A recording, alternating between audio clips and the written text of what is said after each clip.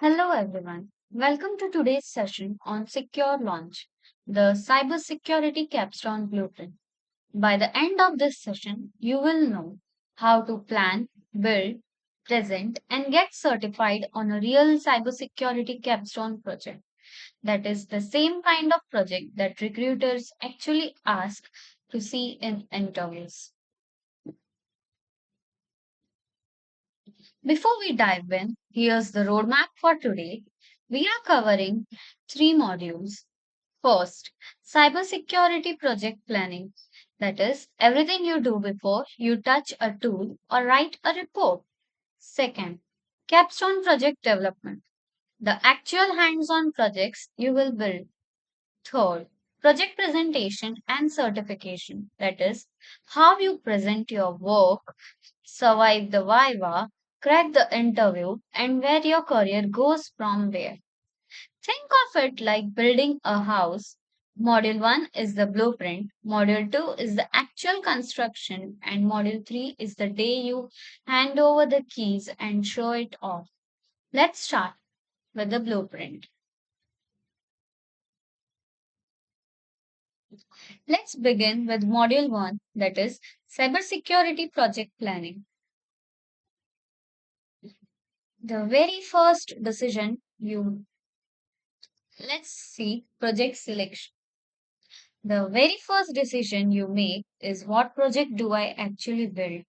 This is not a random choice. A capstone project should be relevant to a real industry problem. Scoped, not too big, not too small, and something you can explain confidently in an interview 6 months from now. Second, let's take a relatable example.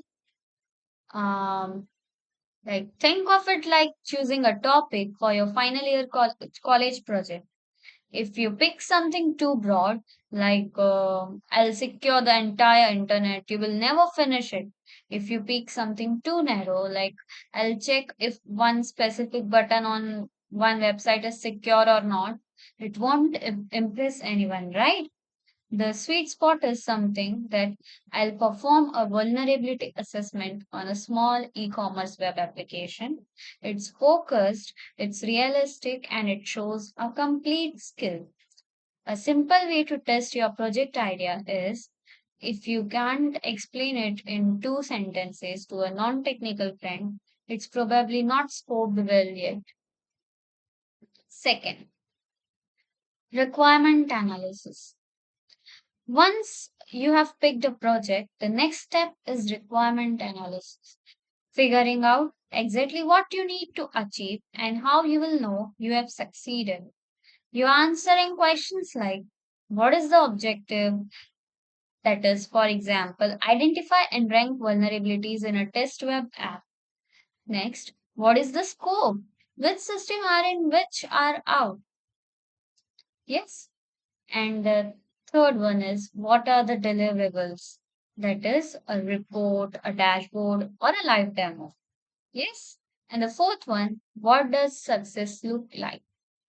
Yes, success is important. Let's have an example. This is exactly like planning a trip before you book anything, right? You don't just say, I want to travel, or you will decide where I'm. First, you will decide, na, where I'll be going, for how many days, what's my budget, what do I want to see, and when I get there, what will I do? All these questions come to your mind, right? If you skip this step and just start booking random things, you will end up with a messy, expensive, confusing trip, right? Same with your project. If you skip requirement analysis and you will end up halfway through your project realizing you built the wrong thing. Yeah. Third, tool selection. Now that you know what you are building and why, you decide how, which means choosing the right tools. For cybersecurity projects, this could include tools like vulnerability scanners, example, Nessus or OpenVAS, Second, network analysis tools, for example, Wireshark or Nmap. Third, SOC or SIM platforms like Splunk or Wazzer. Fourth, web security testing tools like Burp Suite or OWASP. Let's have an example over here. Um, just imagine you are a carpenter and you wouldn't use a hammer to cut wood or a saw to hammer a nail. Even though both are tools, each one is built for a specific job. Similarly, you wouldn't use a network scanner to test a website's login form, and you wouldn't use a web app testing tool to monitor live network traffic. Picking the right tool for the right job is what separates a professional from someone who is just clicking buttons. Yes? Fourth, documentation. This is the last piece of planning, and one students often skip it.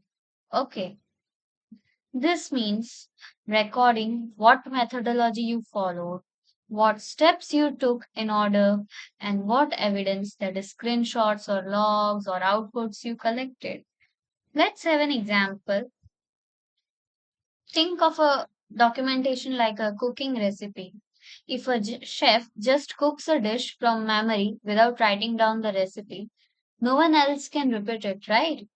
And even the chef might forget sometime that what exactly or what ingredients did or he or she used. And maybe next time the same recipe he can't cook.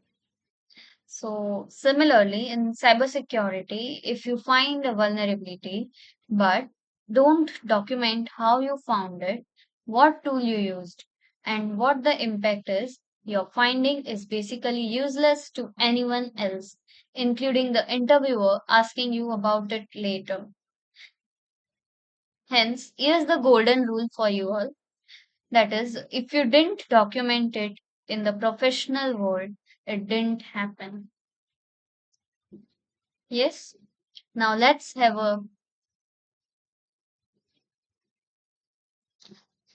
understand what we just studied. Um, say we have to select a project. Okay, let's say practice scoping a project live. Like let's say if you think that I'll secure a company's environment entire network. This can be a bad version. Like you can't just say this to anyone. Like anyone will think it's not correct. Instead, if you say, I will perform a vulnerability assessment on a test web server and identify, and plus I'll rank all exploitable services found on it. This sounds pretty good. Yes, this sounds impressive, right? Like, notice the difference. This version names a specific target, a specific technique, and a specific deliverable. That's what it makes difference. The first line, what I said, that I'll secure a company's network, and the second line, which was a little bit far impressive and good, that was that I'll perform a vulnerability assessment on a test web server and identify, plus I'll rank all exploitable services found on it, right?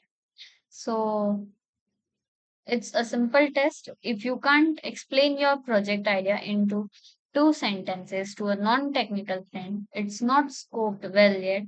So try rewriting your own idea using this same before and after method. Okay. Now let's talk about requirement analysis. Now just we just picked our project and project selection. So now we'll be uh, let's define exactly what we are trying to achieve, right? So we can have here two entries like field and entry. In field column, we can write objectives, scope, deliverables. Yeah. And in entry column, we can write what is our objective, what is our scope, and what would be the deliverables. Like here we can have our objective is identify and rank exploitable vulnerabilities on a test web server. Our scope can be that only the metasploitable 2 VM on our isolated NAP network, no other systems. Deliverables can be Nmap scan report, ranked vulnerability list, and final PDF report. What is the success criteria? The success criteria can be that at least three vulnerabilities can be identified, each with a risk rating and fixed recommendation. Yes. This document takes 5 minutes to write and saves you hours of confusion later. And it's usually the first thing an evaluator asks to see, right? Now let's have a demo on tool selection, right? I'll be giving demo on Kali Linux. So let's switch to Kali Linux. Now, as you all know that Kali Linux comes with hundreds of tools pre-installed. So let's do a quick tour of the ones we will actually use grouped by purpose. So yes, let's go.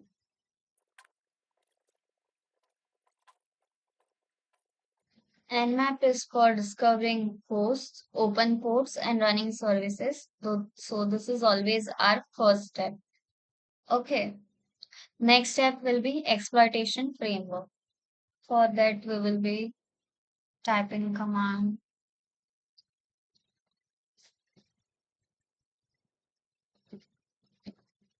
Metasploit is a framework for testing and exploiting known vulnerabilities in a controlled way. Yes. So we got the version. Now step 3 will be web proxy or testing tool. So we will be doing that.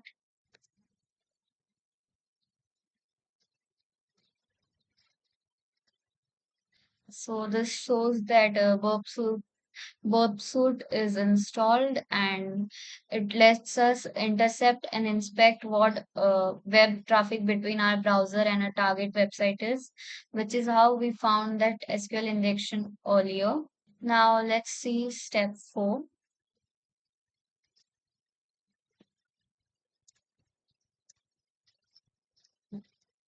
Hydra is used to test login systems against weak uh, or common passwords like we did in our SOC demos before. And here the key lesson is that here isn't memorizing every tool, it's understanding the category each one belongs to. Recon, exploitation, web testing, or credential testing. Once you know the category, picking the right tool becomes obvious. Okay. So now, so now let's see documentation. We can do this with the help of tool CherryTree, which is pre-installed on Kali Linux. So let's just write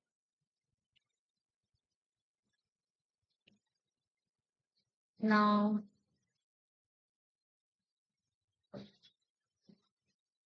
See, this is a this is a CherryTree note-taking tool built into Kali specifically for organizing pen test findings as you go, and not after you forget the details. So let's just create a new node. For that, we'll be clicking on create a node and let's name it as meta. So we have just created a node. Now let's open terminal and we run the command. Let's say we run. Now we can copy this output and paste it in CherryTree node. Copy.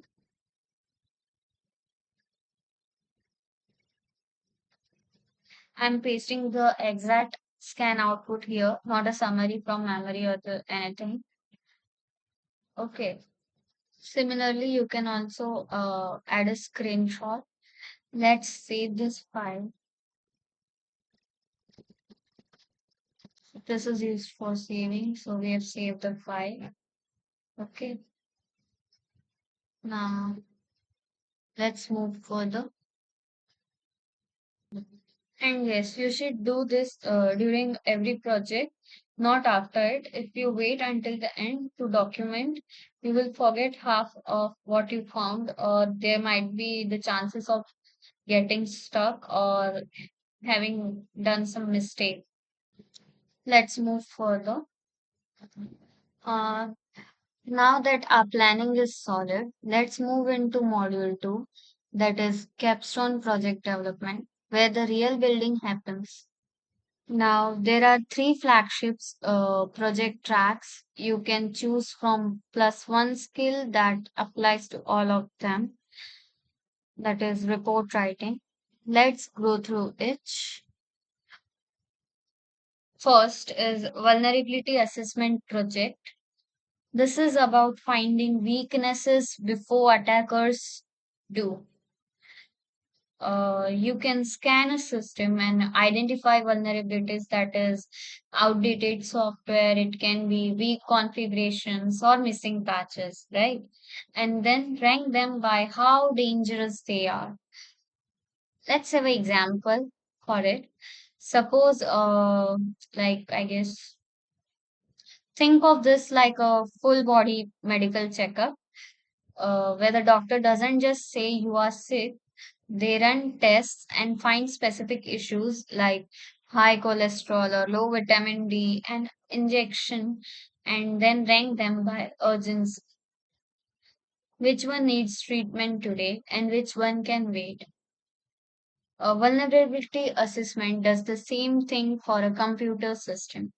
It doesn't just say the system is insecure, but it tells you exactly what's wrong and how urgently it needs fixing. Yes? Second, SOC Monitoring Project. SOC stands for Security Operations Center. This project is about watching systems in real time, spotting suspicious activity, and responding. We can understand this by an example. Like, suppose picture a mall security guard sitting in front of a wall of CCTV screens. Most of the time, nothing unusual happens. That is, people are just walking around shopping mall. But the moment someone behaves suspiciously, that like, say, lingering near a locked door or moving oddly, the guard notices and checks it out and takes action before something bad happens, right? Similarly, a SOC analyst does exactly this, but for computer networks, instead of camera feeds, they watch logs and alerts 24 by 7 and decide which ones are real threats, that is triage, and respond before damage is done. Third, web application security audit. This project focuses on testing a website or web app for security flaws such as broken logins, poor session handling, injection flaws, and many more, right? Often mapped against the OWASP Top 10, which is the industry's most recognized list of common web vulnerabilities. We can understand this by an example. So let's just think of a website like a house. A web application security audit is like a security expert walking around your house, right? Like, and he's checking. Is the front door lock strong? Are the windows closed properly? Is there a spare key hidden under the doormat where anyone could find it? Yeah. And you are not redesigning the house. You are just checking every entry point an intruder could exploit, right? Fourth, report Preparation.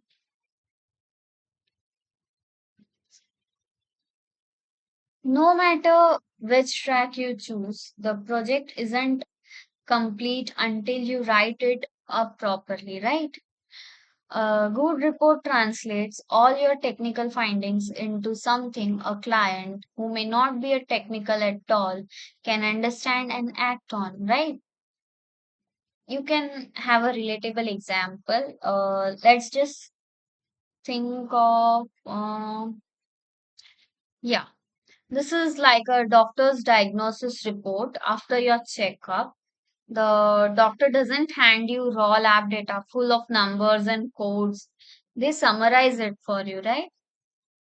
Here's what we found, here's why it matters, and here's what you should do next.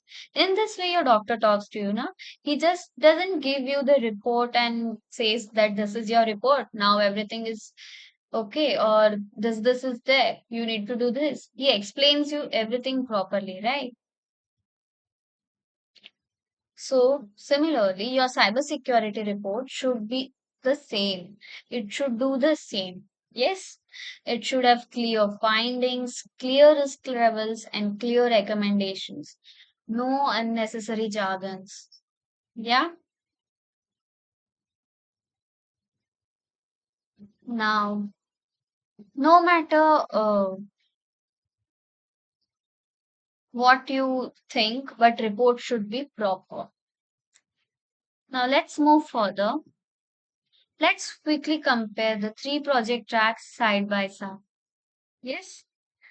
So it's easier to decide which one fits you best. First, vulnerability assessment. It is about offensive testing, right? You are playing the role of someone actively hunting for weaknesses, like a digital detective looking for clues. Yes.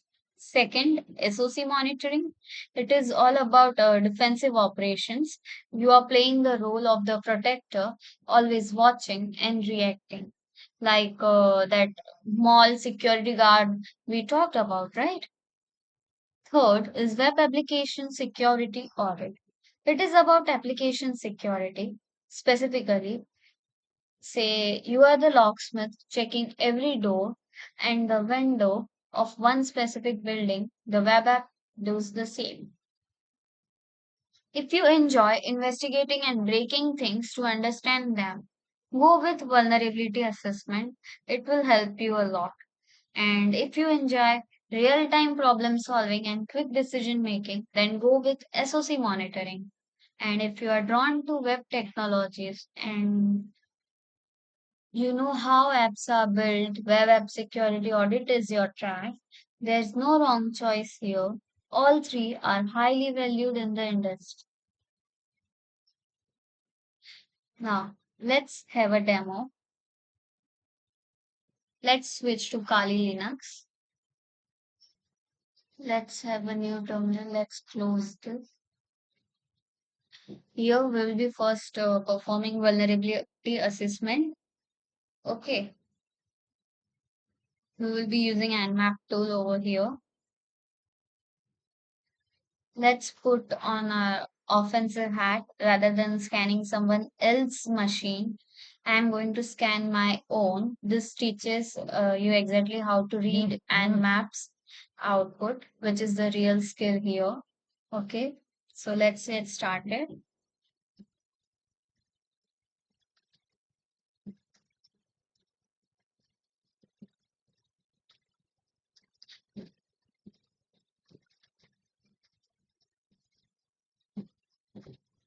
Yes, so you can see.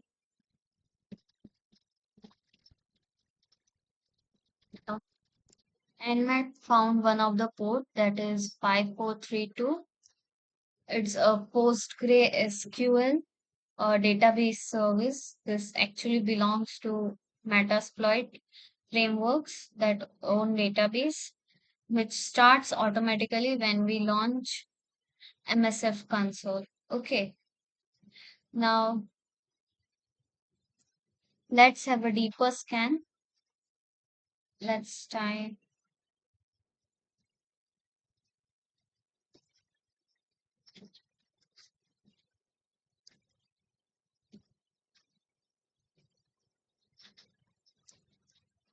Here, SC flag runs Nmap's default scripts for extra detail, and in real assessment, this often reveals banner information or additional service data. Okay.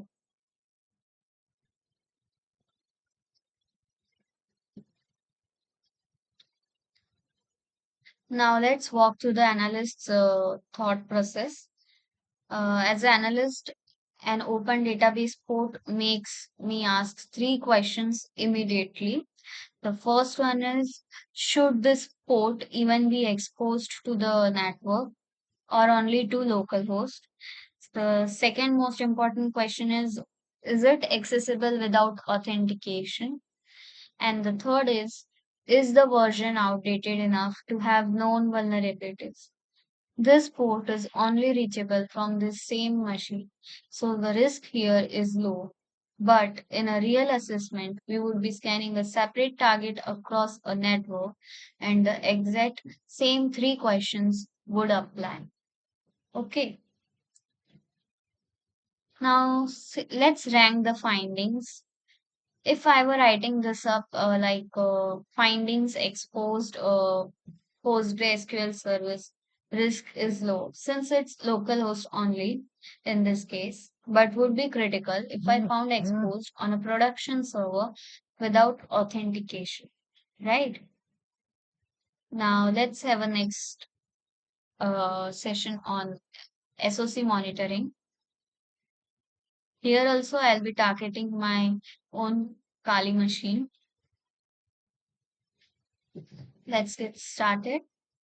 For SOC monitoring, we will be requiring two terminals side by side. So let's just split the screen into two terminals. Um, yes. So this will be our terminal A, and this will be our terminal B. And terminal A will be our SOC dashboard, that is the log, and terminal B will be our the attacker, that is Hydra. So let's start typing our commands.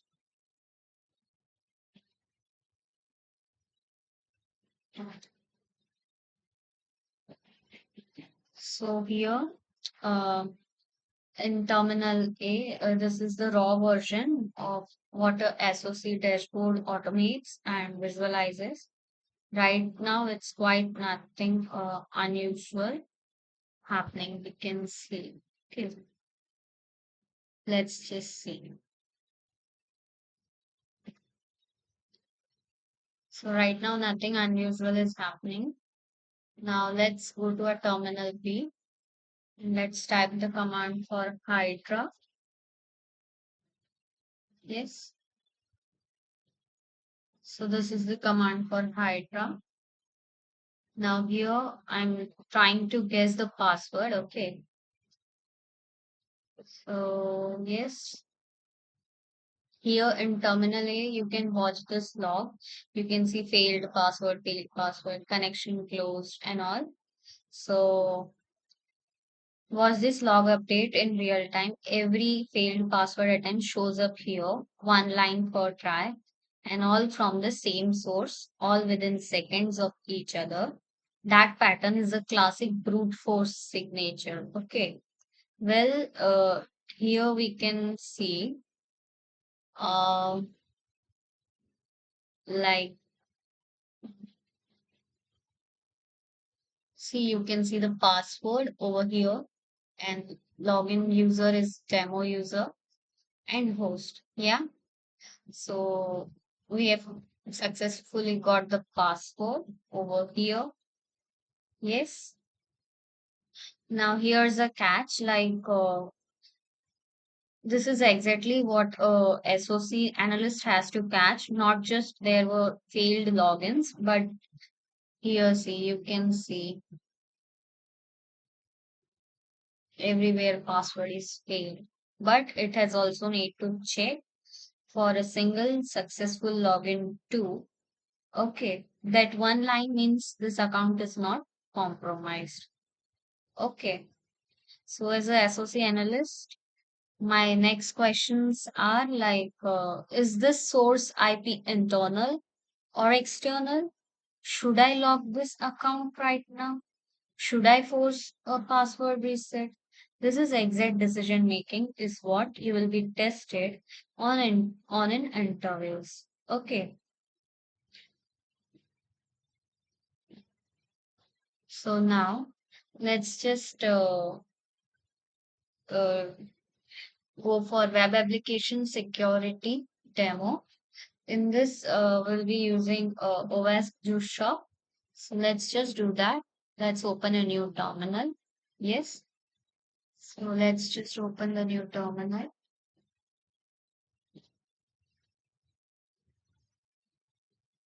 I have already installed the Burp suite on my laptop. So let's start.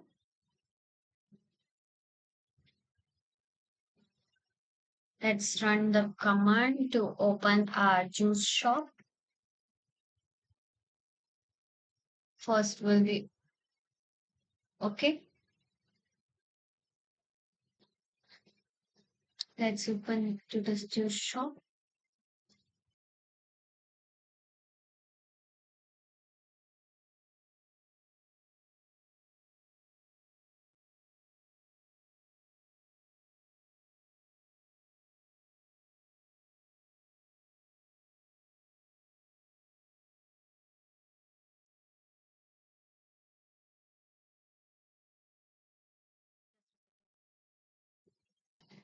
It shows Docker is not installed. So let's just install it.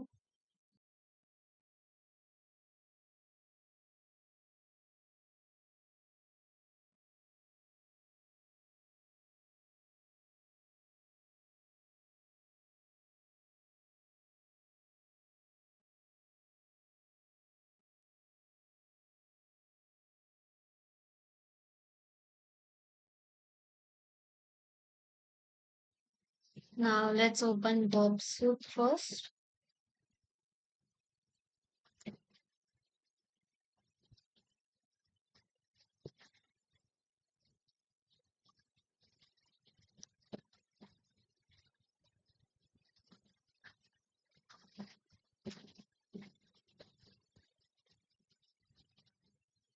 So this is Burp suite dashboard. You can see.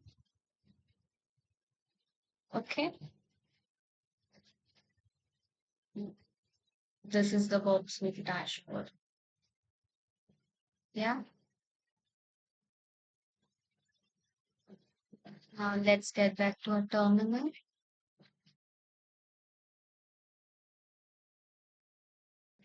Now let's open the juice shop.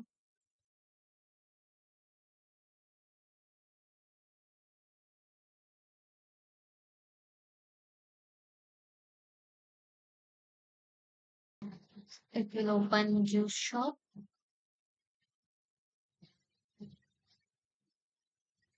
Just wait.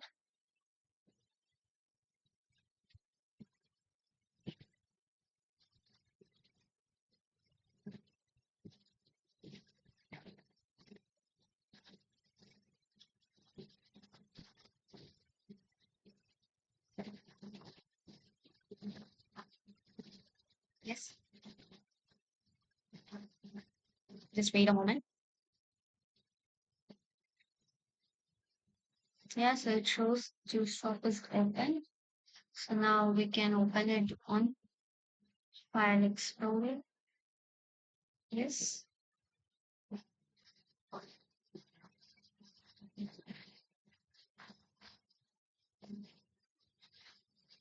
Let's just type the URL. Yeah.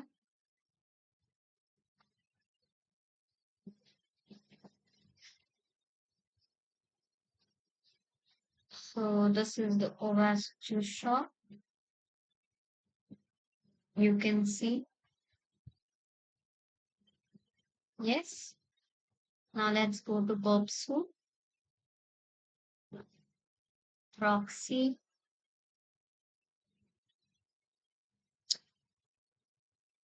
Here we'll be opening browser.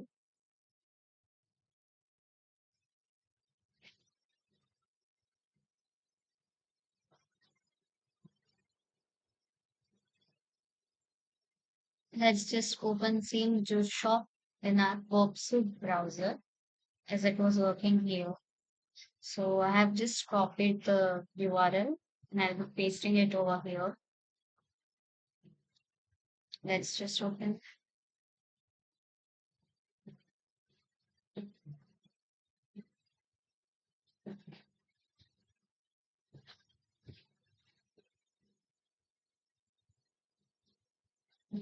So yeah,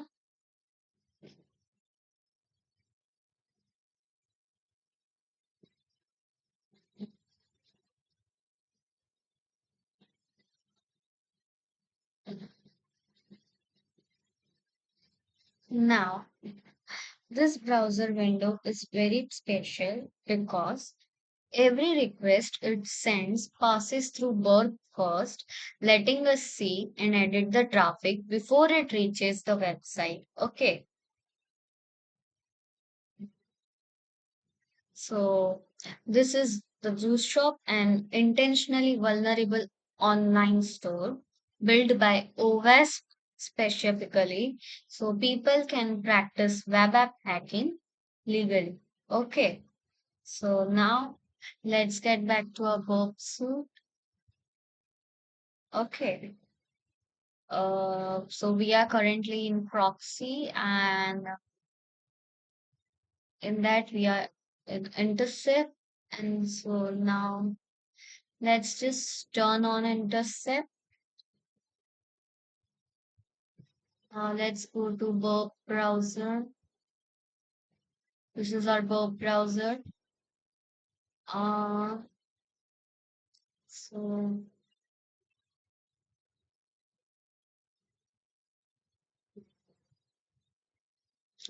let's try to log in email field. Let's just type something random, say mm, or one equal to one dash and let's type password. Say the password is test.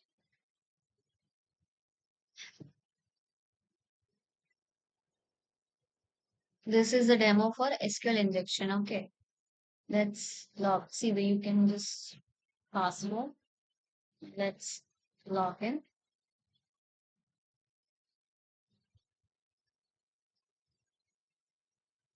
So here, the moment I click login, Earth freezes that request before it's sent. Okay, let's look at it.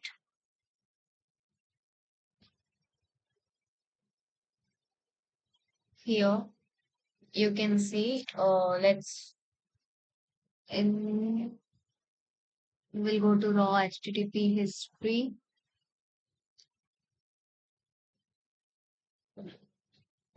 So yes,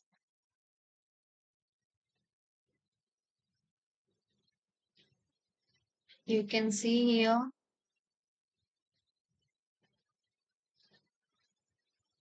the raw HTTP request is sitting here and okay.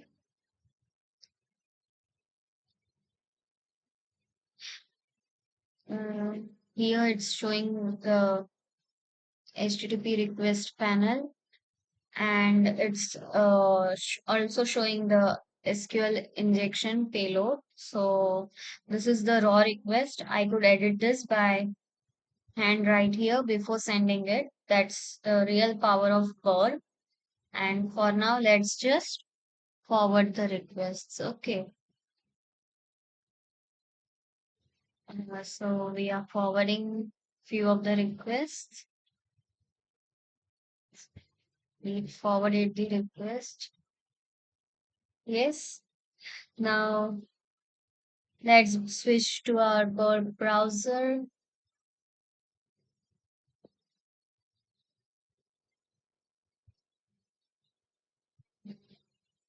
So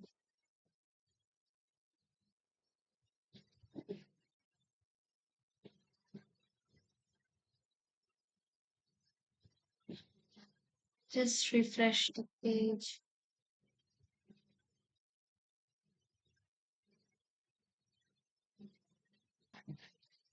Now, as we have forwarded the request,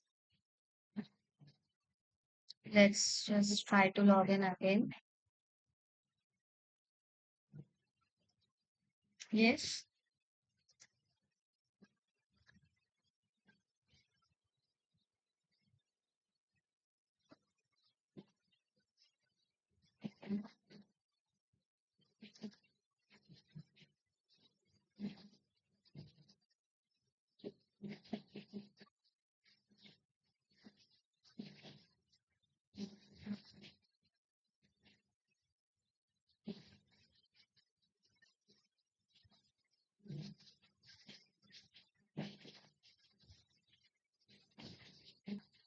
Yeah, so we have now successfully logged in and see now you are the admin over here. Okay. So this was a successful login after forwarding the request. So we just bypassed the authentication entirely. The app built a database query directly from what I typed and it turned into a query that's always true. Okay. Now let's move further. Now let's get back to here. Here I have turned off intercept and see over here every request made through this browser is logged here, and this history is often the first place a real pen tester looks back through after a testing session. And here you can see request and response panels side by side for each and every login request. Okay, now next step comes is report preparation. So you can prepare a report in any document format in any editors. Like just we do the demo. So in that you can have following columns like field, finding one, finding two, and so on.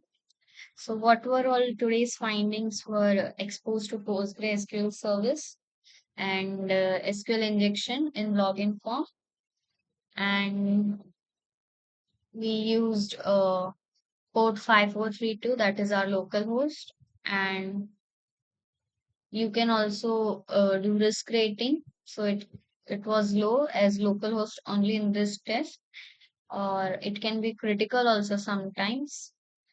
Okay, so there is a recommendation restrict to local host, that is firewall rules, verify authentication is enforced, and use parameterized queries, prepared statements instead of concatenating user input into SQL. And one more important thing, no unnecessary jargon, a clear risk rating for each finding, and a specific actionable fix. This is exactly the kind of table you will build for your own capstone submission. Okay, now let's move further.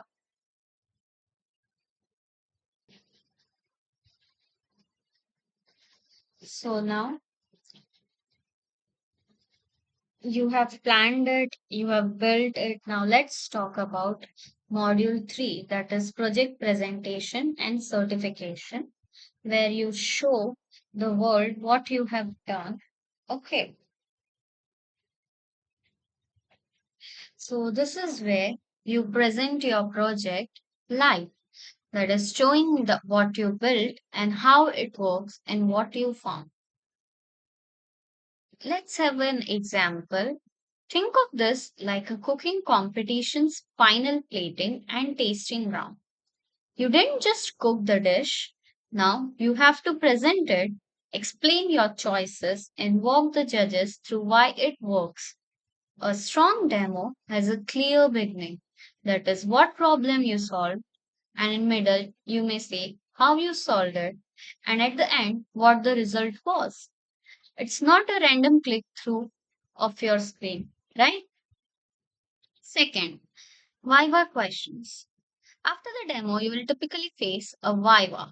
That is an oral question and answer round where evaluators test how well you actually understand your own project. This is exactly like a school or college oral exam. It's not enough to have memorized an answer. The examiner asks follow up questions to see if you truly understand it or not.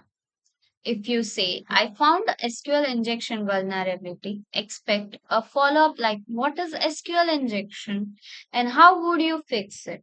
If you can't explain your own project in your own words, it raises a red flag. That is, even if the project it was good itself, then also the interviewer may think that you don't know it exactly what was it. Yeah. Third, industry preparation. Okay, this is bigger than just your project. Yes, it's about preparing for real cybersecurity job interviews where they'll test both your technical knowledge and how you communicate it. Think of it like training for a sports tryout. You don't just show up and hope for the best. You practice specific drills, anticipate what the coach will test, and rehearse your responses. Similarly, you should practice explaining your capstone project, common security concepts, and scenario based questions like what would you do if you noticed unusual login attempts on a server before you're sitting in front of an interviewer. Fourth, career roadmap in cybersecurity. Finally, we zoom out and look at the bigger picture. Where does this all lead? We'll walk through the complete roadmap on the next slide, but the short version, your capstone project isn't the finish line. It's proof that you can apply what we have learned. It's one major checkpoint on long career journey.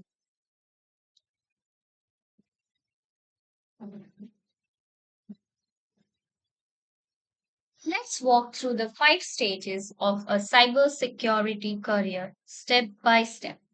Stage 1, build foundations.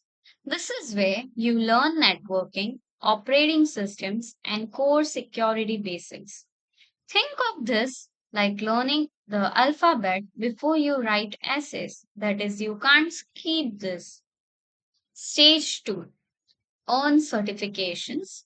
That is, certifications like CompTIA Security or CEH act as proof of your knowledge. That is, like a driving license proves you know how to drive even before an employer has seen you drive themselves. Stage 3, ship capstone projects. This is exactly what we covered in Module 2, that is vulnerability assessment, SOC monitoring, web app audits, and this is where you move from knowing concepts to proving you can apply them. Stage 4, specialize. Once you have foundations, certifications, and projects, you start leaning into a specific role that is maybe SOC analyst, penetration tester, or GRC, that is governance, risk, and compliance. Think of this like a doctor who completes general medical training and then chooses to specialize in cardiology or dermatology.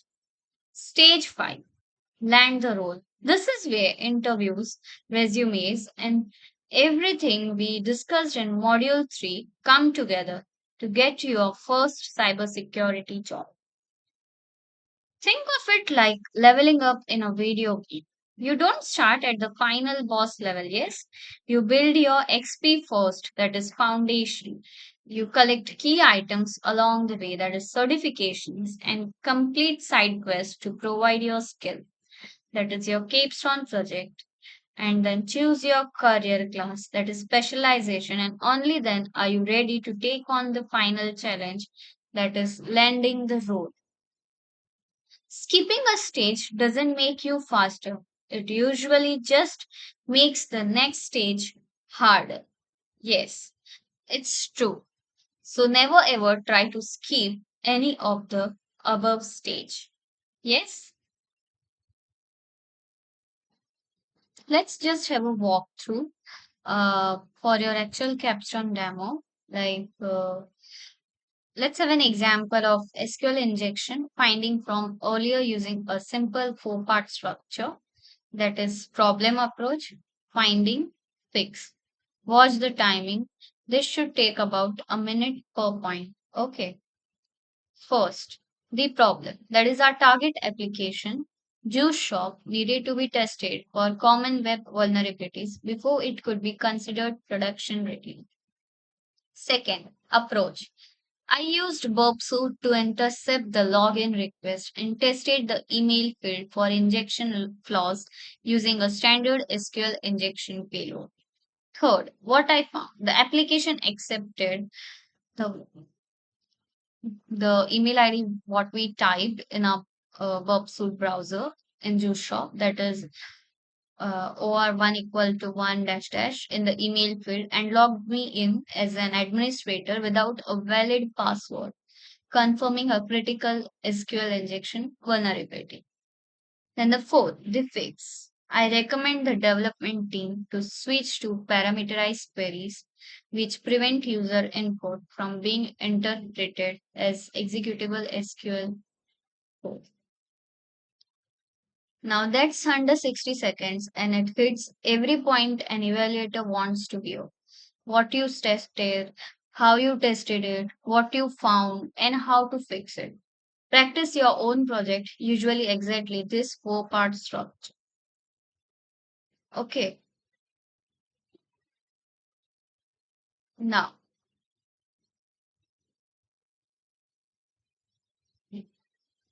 interviewers often skip the theory questions and go straight to scenarios. So here's an example and a model way to answer it using a STAR method, that is situation, task, action, and result. Like if an interviewer asks you, tell me about a time you found security vulnerability, what did you do? So here how you will be answering it. First, situation according to a STAR method. During my capstone project, I was testing a small web application for common flaws. Second, that is task. My goal was to identify authentication weakness. Third, that is action. I used Burp to test the login form and discovered it was vulnerable to SQL injection, letting me bypass authentication. Third, that is result. I documented the finding with a risk rating and a specific fix, that is using parameterized queries, and presented it in a client style report. This structure works for almost any interview question. That is, practice fitting your own project into these four parts. Okay. Now, these are the free platforms where you can keep practicing after this session, that are Try Hack Me for guided rooms and Code Swiggers Academy specifically for the kind of web vulnerabilities we covered today. Okay, so now let's move forward.